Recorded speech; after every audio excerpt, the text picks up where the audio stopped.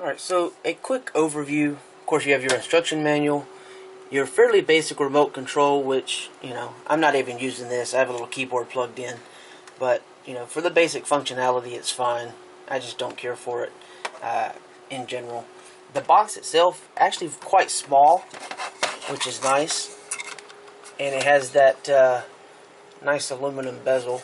So you have your USB ports on the side, your micro SD card slot, of course your indicators on the front, nothing over here, and on the back you have your antenna, external antenna, your optical audio, your your AV connection, your HDMI connection, your Ethernet, and your power.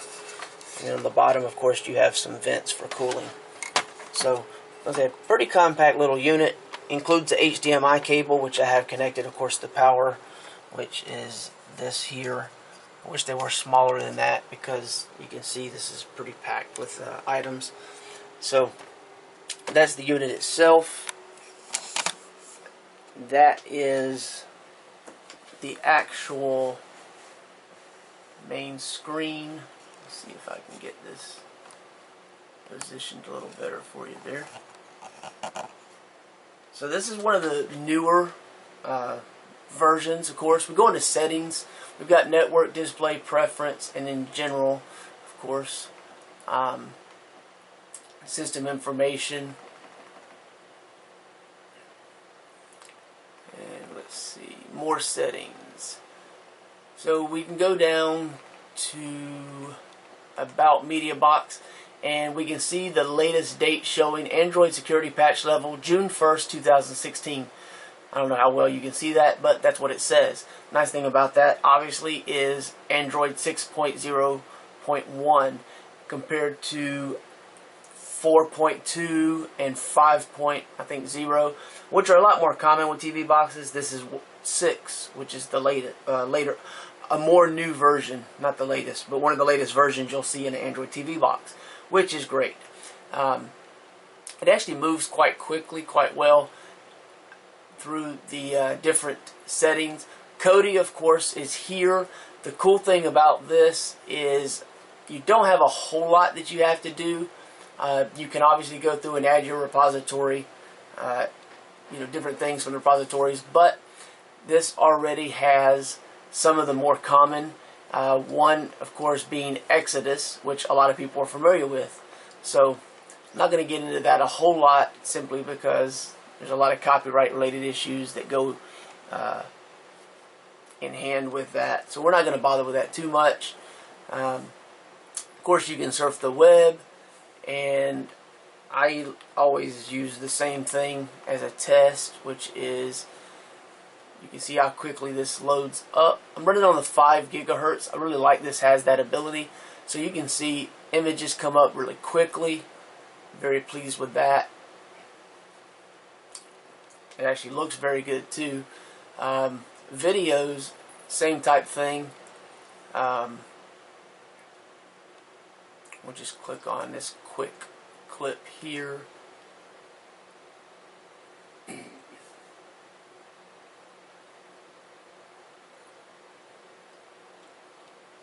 course, depending on your internet connection, what you're going to get. Now, I don't know what this link is. Actually, it may not even load completely. Oh, it is loading. As I've never tried this link before. Excuse me.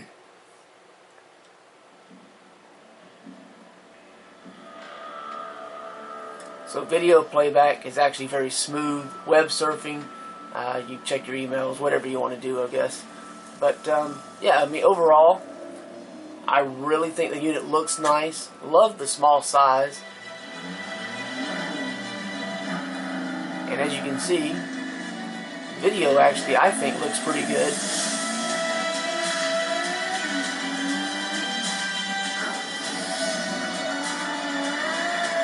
Alright, so that's streaming online. So let's back out of that. We'll go over to File Browser.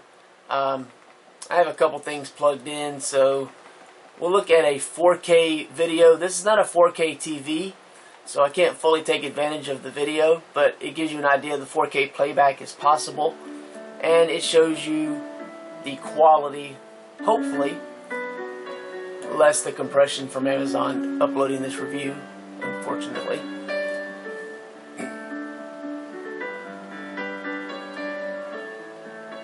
It's a rather short video, so we'll just watch it to the end, or close to the end. At least to the fireworks. That's my favorite part. So I think this was presented as a display 4K demo for a television. I'm not sure. I think it was pulled off YouTube just for simplicity as far as testing video playback. The unit gets slightly warm. It doesn't get hot at all. I would say it just gets a little warm. No issue, no problems that come from that, which is nice. So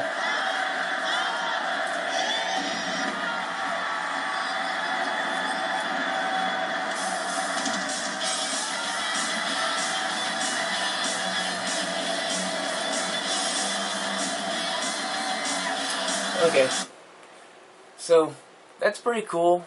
If you want to play music,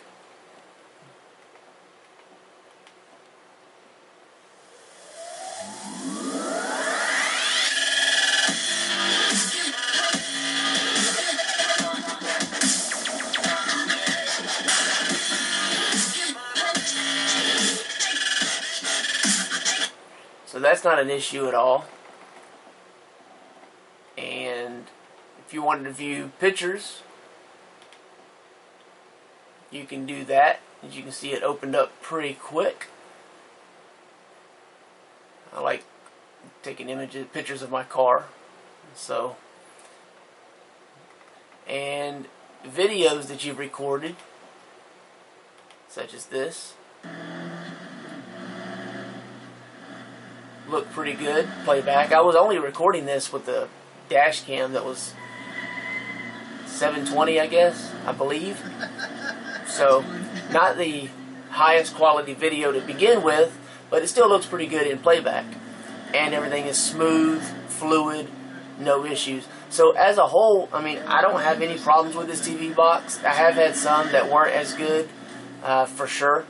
But this one seems to run really well. Very, very pleased overall. So, but yeah, I don't know what else to say about the box. I mean, it runs really well. The remote, I wish the remote had more full features, not so minimal. But some people kind of prefer a minimal remote. Of course, you can go in and add any of the installed applications if you like.